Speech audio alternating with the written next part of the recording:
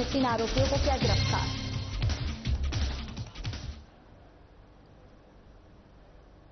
नमस्कार, बहुत स्वागत है आप सभी का। मैं हूं आपके साथ ज्योति यादव। राज्यपाल रमन डेका दंतेवाड़ा जिले के प्रवास के दौरान आज बस्तर पंडुम कार्यक्रम में शामिल हुए और इस अवसर पर उन्होंने ऐतिहासिक कार्यक्रम बस्तर पंडुम 2025 के आयोजन के लिए प्रशासन और विशेष रूप से मुख्यमंत्री विष्णुदेव साय को बधाई दी। उन्होंने कहा कि आयोजन पहली बार हो रहा है और इसका मुख्य उद्देश्य बस्तर की जनजातीय पारंपरिक कला, नृत्य, जनजातीय व्यंजन, स्थानीय खाद्य पदार्थ और संस्कृति को संरक्षित करना है। इस कार्यक्रम में बस्तर के 7 जिलों सहित असम, ओडिशा, कर्नाटक, मध्य प्रदेश, तेलंगाना राज्य के लगभग 1200 कलाकार भाग ले रहे हैं।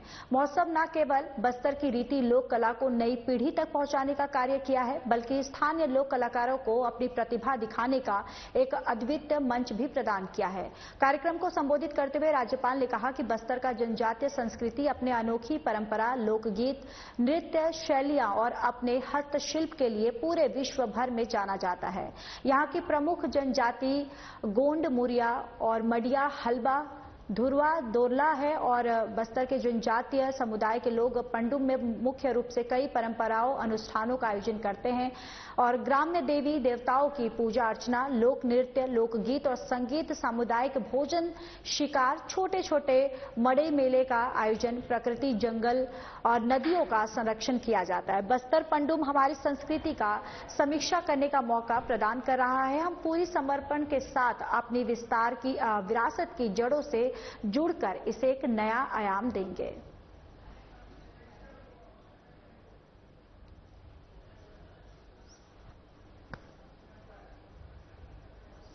केंद्रीय गृह मंत्री अमित शाह विशेष विमान से जगदलपुर एयरपोर्ट पहुंचे और बीएसएफ के हेलीकॉप्टर से वह दंतेवाड़ा के लिए रवाना हुए।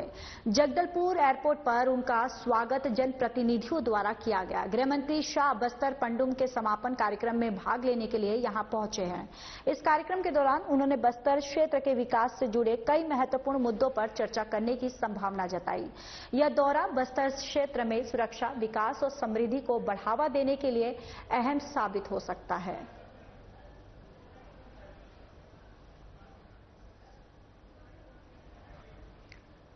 तो देखिए, बस्तर से ये खबर आप तक पहुंचा रहे जहां पर गृह मंत्री अमित शाह जो हैं वो पहुंचे हैं। केंद्रीय गृह मंत्री अमित शाह जगदलपुर एयरपोर्ट पे पहुंचे। यहां पर सीआरपीएफ ने और उनका जोरदार स्वागत किया और साथ ही साथ आपको बताते चले कि यहां पर ये जो दौरा है गृह मंत्री अमित शाह का काफी अहम माना जा रहा है।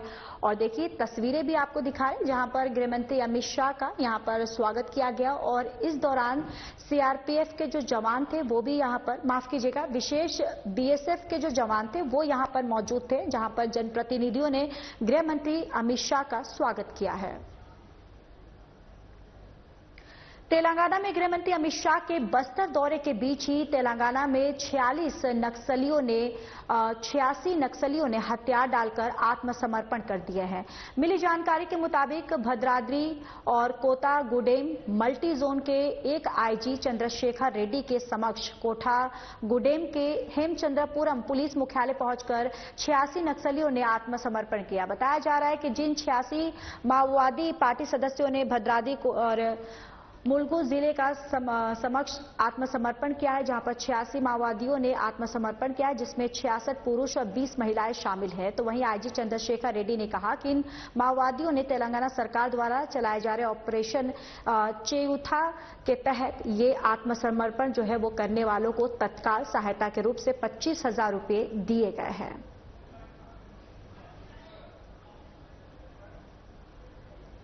तो इसी खबर पर ज्यादा जानकारी के साथ हमारे संवाददाता रंजित कुमार भी जुड़ चुके हैं। रंजित, देखिए, यहां पर अब 86 नक्सली जो है उन्होंने आत्मसमर्पण किया है और जिस तरीके से लगातार गृह मंत्री अमित शाह की तरफ से भी बयान जो है वो दिया गया है कि हम जल्द अपने देश को नक्सलवाद जो है उससे दूर करेंगे और नक्सल से मुक्त करेंगे। अभी फिलहाल कितनी यहां पर आत्मसमर्पण किया गया है, उसमें महिलाएं कितनी शामिल है और पुरुष कितने शामिल है? जी दिव्या, मैं बता दूं, देश के गृह मंत्री अमित शाह का बस्तर दौरा के बीच नक्सलियों की बड़ी संख्या में आत्मसमर्पण का मामला निकल कर आया। दरअसल बीजापुर जिले से लगे सीमावर्ती तेलंगाना में 86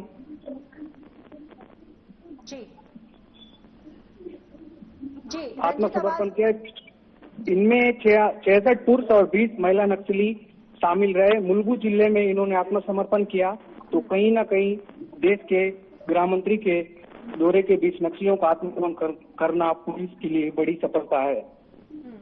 बिल्कुल रंजीत, और देखिए तेलंगाना सरकार द्वारा ये ऑपरेशन जो है चौथा, ये लगातार ये ऑपरेशन चलाया जा रहा है और इस ऑपरेशन के तहत ही ये समर्पण जो है, जो 86 नक्सलियों ने समर्पण किया है, तो कहीं ना कहीं ये ऑपरेशन क्या आगे भी इस तरीके के ऑपरेशन जारी रहेंगे? जी, मैं आपको बता दूं, देश के गृह मंत्री बस्तर के दंतेवाड़ा जिले के दौरे में और उन्हें फिर एक बार नक्सलियों को आत्मसमर्पण करने की चेतावनी दी है। नक्सली हथियार डाले वरना हम मार्च 2026 तक नक्सलवाद का सफाई कर देंगे। तो कहीं न कहीं देश के गृह मंत्री के आने के ठीक पहले नक्सलियों को आत्मसमर्पण करना ये बड़ी खबर है। बिल्कुल रंजीत, और क्या जो नक्सलियों ने आत्मसमर्पण किया है तो उनको लेकर अभी फिलहाल क्या कुछ कार्रवाई जो है वो की जा रही है, या फिर उन्होंने आत्मसमर्पण किया है तो क्या कोई ऐसी सहूलियत जो है वो दी जाएगी उनको पुलिस के द्वारा? जी, मैं बता दूं, शासन के द्वारा जितने भी योजना है उनके लिए वो सब अभी कर रहे हैं उनके लिए, और जो नगद पुरस्कार क्या राशि उनके लिए दिया गया है 25 लाख के तक का। जी रंजीत, ठीक है, चलिए बहुत बहुत धन्यवाद रंजीत, सारी जानकारी हम तक और हमारे दर्शकों तक साझा करने के लिए। चलिए आगे बढ़ते हैं। सीएम विष्णुदेव साय ने कहा कि कुंदरगढ़ महोत्सव आस्था, भक्ति और परंपरा का अनूठा संगम है और राज्य सरकार द्वारा प्रदेश में पर्यटन को बढ़ावा देने के लिए योजनाबद्ध प्रयास किए जा रहे हैं। राज्य सरकार के प्रस्ताव पर इस अंचल के आस्था के प्रमुख केंद्र कुंदरगढ़ मंदिर धाम को केंद्र सरकार की प्रसाद योजना में शामिल किया है और इससे यहां के विकास के लिए केंद्र सरकार से मदद मिलेगी। तो वहीं सीएम विष्णुदेव साय ने आज सूरजपुर जिले के कुंदरगढ़ धाम में चैत्र नवरात्र के अवसर पर आयोजित कुंदरगढ़ महोत्सव का समापन समारोह को संबोधित करते हुए ये बातें कही हैं।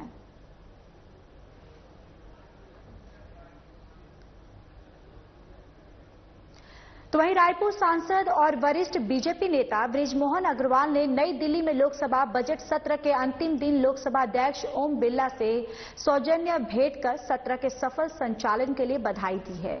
साथ ही वक्फ संशोधन बिल और वित्त विधेयक, आप्रवासन और विदेशी विधेयक समेत ग्रामीण विकास, कृषि सुधार और बुनियादी ढांचे से जुड़े महत्वपूर्ण विधेयकों के पारित होने पर शुभकामनाएं दी। सांसद बृजमोहन अग्रवाल ने संसद में छत्तीसगढ़ से जुड़े विषयों को उठाने का अवसर प्रदान करने के लिए लोकसभा अध्यक्ष का आभार व्यक्त किया है।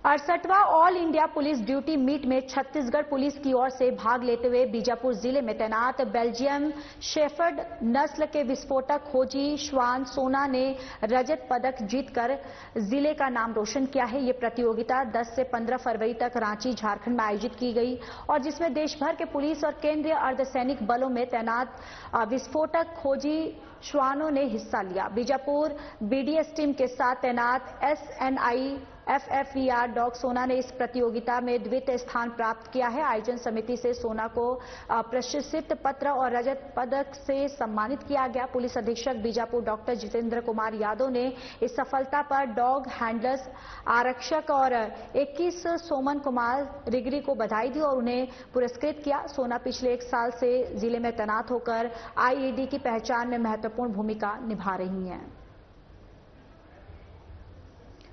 तो देखिए बीजापुर से ये खबर आप तक पहुंचा रहे, जहां पर सोना जो है उनको यहां पर सम्मानित किया गया है। उन्होंने इस पुरस्कार को जीतकर दरअसल उन्होंने जिले का नाम रोशन किया है और 68वां all India police duty meet का आयोजन किया गया था, जहां पर ये उपलब्धि से उनको सम्मानित किया गया। ये तस्वीरें भी आप तक साझा कर रहे हैं जहां पर सम्मानित किया गया है और साथ ही साथ कहा गया है कि उन्होंने इस उपलब्धि को हासिल करने के साथ ही साथ उन्होंने पूरे जिले का नाम रोशन किया है।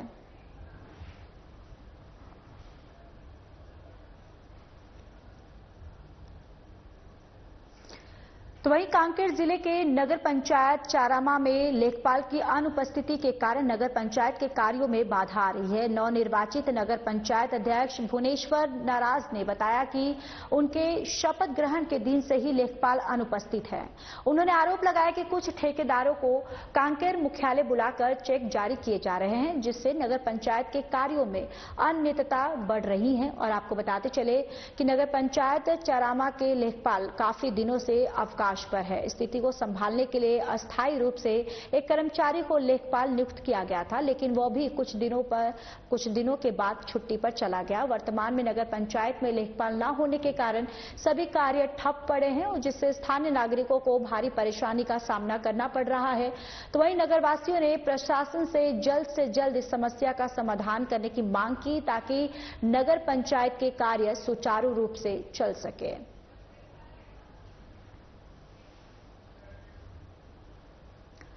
तो देखिए, यहां पर लेखपाल की अनुपस्थिति से कार्य जो है वो काफी प्रभावित हो रहे हैं, क्योंकि वो काफी दिनों से वो अवकाश पे थे और उनकी जगह पर एक दूसरे कर्मचारी को लेखपाल का जो भी कामकाज था वो उसको दिया गया था, लेकिन वो व्यक्ति भी काफी दिनों से छुट्टी पर है। और यहां पर लेखपाल की अनुपस्थिति के कारण जो तमाम जो सरकारी कार्य हैं, काम जो है वो काफी प्रभावित हो रहे हैं और इससे लोगों में जो है वो काफी नाराजगी है। और साथ ही साथ यहां पर आपको बताते चले कि ये कार्य पूरी तरह से लेखपाल की ना होने की वजह से, अनुपस्थिति होने से पूरी तरह से ठप पड़ा हुआ है।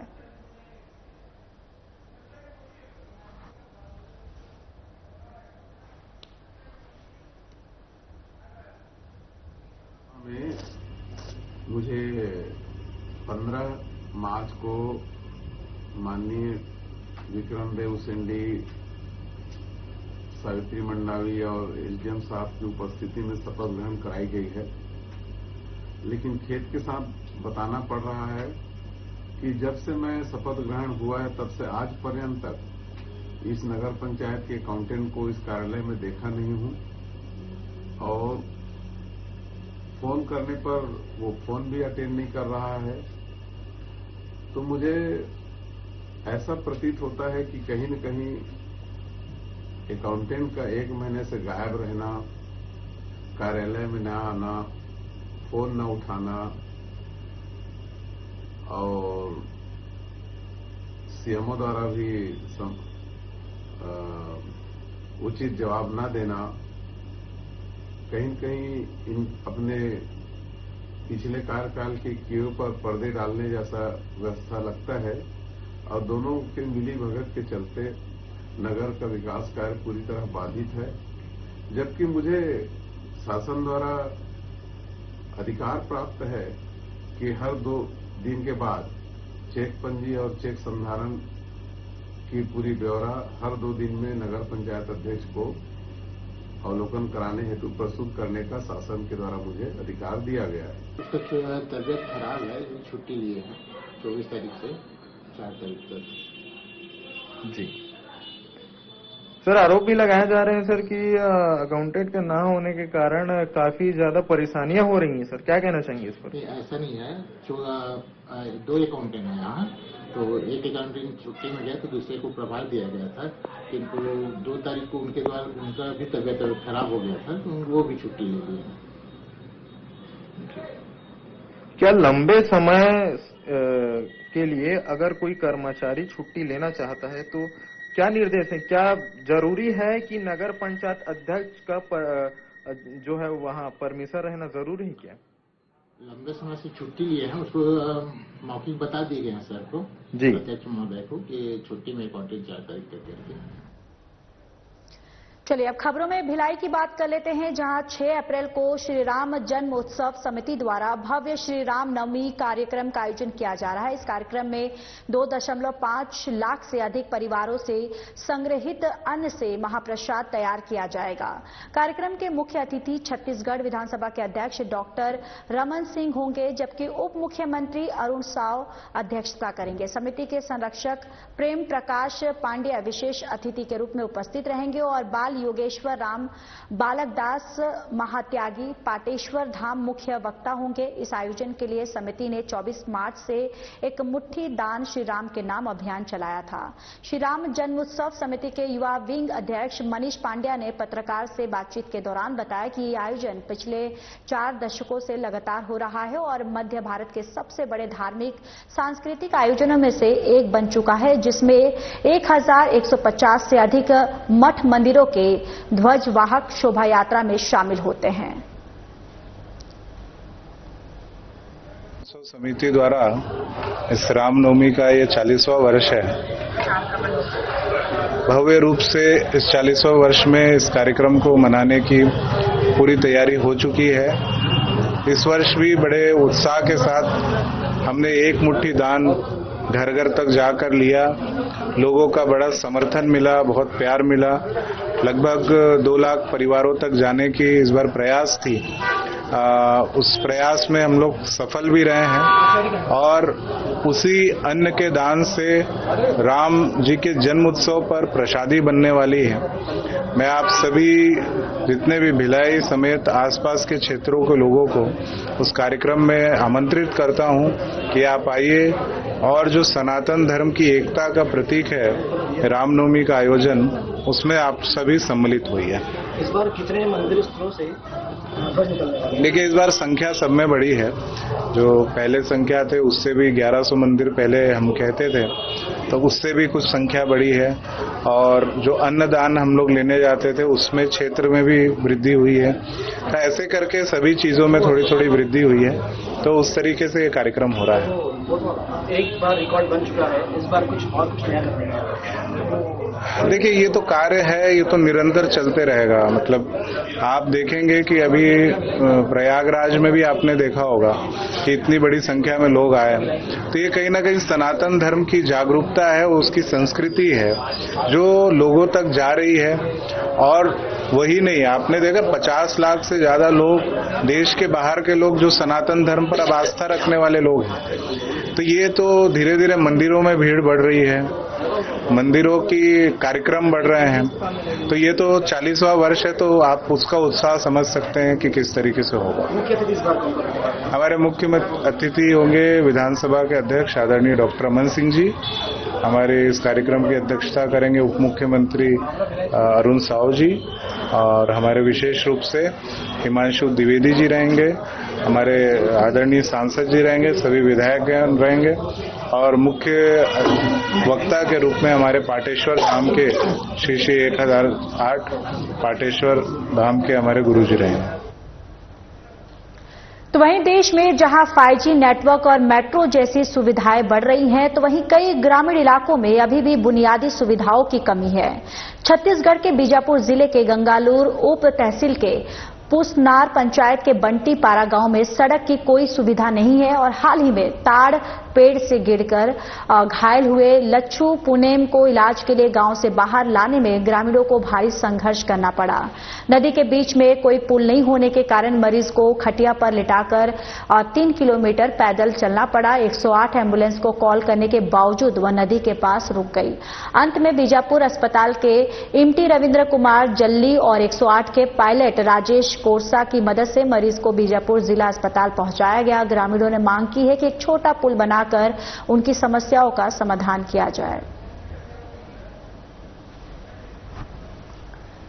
तो देखिए, तस्वीरें आप तक साझा करें। तस्वीरें आपको दिखा रहे बीजापुर से ये खबर है, जहां पर पुल ना होने की वजह से मरीज को अस्पताल तक ले जाने में काफी लोगों को, जो ग्रामीण लोग हैं, उनको संघर्ष करना पड़ा। और तस्वीरें भी देखिए कि किस तरीके से खटिया पर लिटाकर इस व्यक्ति को, इस मरीज को 108 एम्बुलेंस तक ले जाना पड़ा।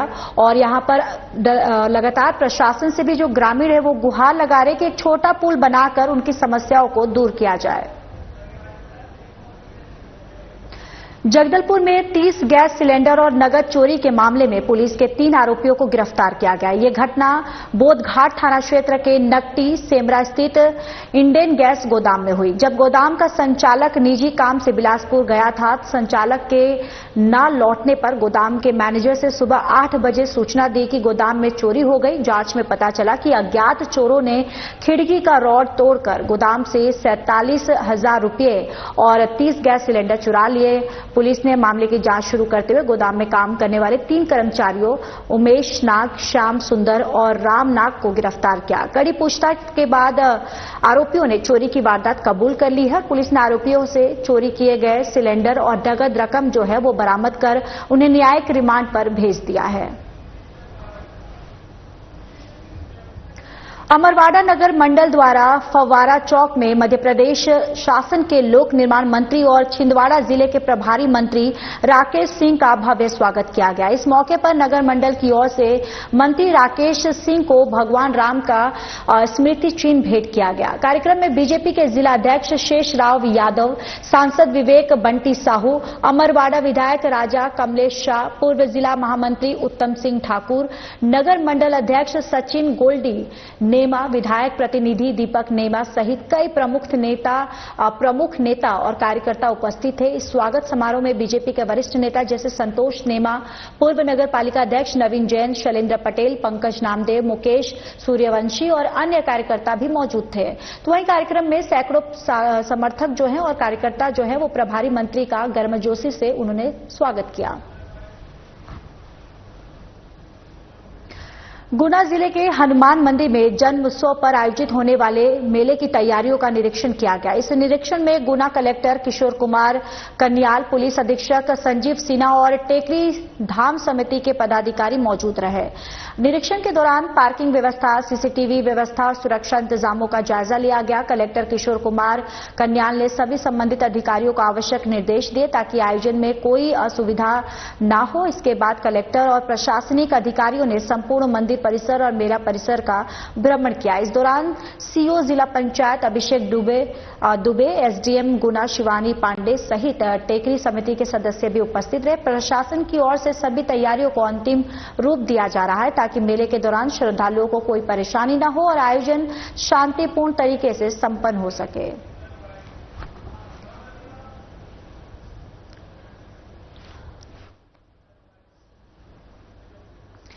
इंदौर क्राइम ब्रांच ने कार्रवाई करते हुए अवैध मादक पदार्थ की तस्करी करने वाले 2 आरोपियों को 51 ग्राम से अधिक एमडी ड्रग्स के साथ गिरफ्तार करने में सफलता हासिल की है।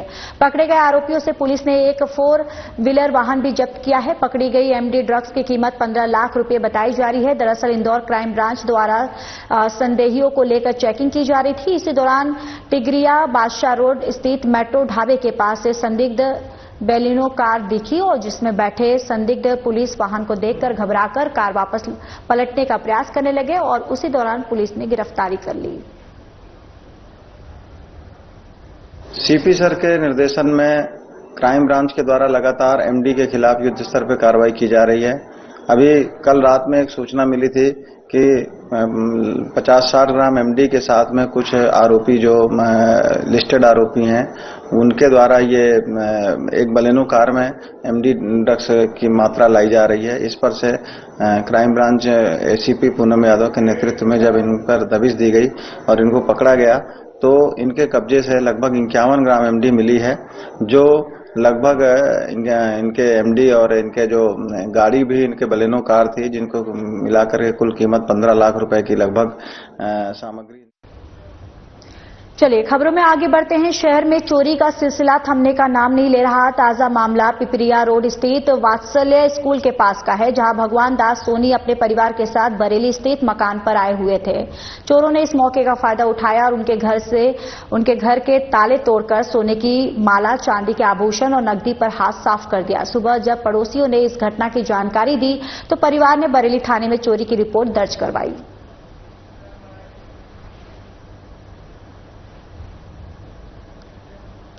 तो वहीं कूनो पालपुर अभयारण्य में छोड़े गए चीतों का एक और अद्भुत दृश्य सामने आया जब एक युवक ने इन चीतों को पानी पिलाया और ये घटना तब घटी जब चीतों का परिवार अभयारण्य की सीमा से बाहर ग्रामीण क्षेत्र में घूम रहा था। ग्रामीणों ने देखा कि चीतों की उनको प्यास बुझाने के लिए कोई पानी का स्रोत नहीं था, तो एक युवक ने साहसिक कदम उठाते हुए चीतों को पानी पिलाया। युवक ने चीतों के पास जाकर उन्हें पानी दिया और चीतों ने प्रेम पूर्वक पानी भी पी लिया। इस पूरे घटनाक्रम के दौरान चीतों ने युवक को कोई नुकसान नहीं पहुंचाया, जो कि एक असाधारण दृश्य था। ग्रामीणों ने इस दृश्य को अपने मोबाइल में कैद कर लिया और ये घटना अब सोशल मीडिया पर वायरल हो रही है और ये पल साबित करता है कि मनुष्य और प्रकृति के बीच सौहार्दपूर्ण संबंध संभव है। सिंगरौली जिले के बैढन चंद्रमा टोला रेलवे क्रॉसिंग के पास पुलिया के नीचे अज्ञात महिला का शव मिला है, जिससे इलाके में हड़कंप मच गया है। मामले में हत्या कर नाले में शव फेंकने की आशंका जताई जा रही है। फिलहाल पुलिस शव को पोस्टमार्टम के लिए भेजकर मामले की जांच में जुट गई है। चलिए, इस बुलेटिन में इतना ही। बाकी देश और दुनिया की तमाम बड़ी खबरों के लिए जुड़े रहिए हमारे साथ। नमस्कार।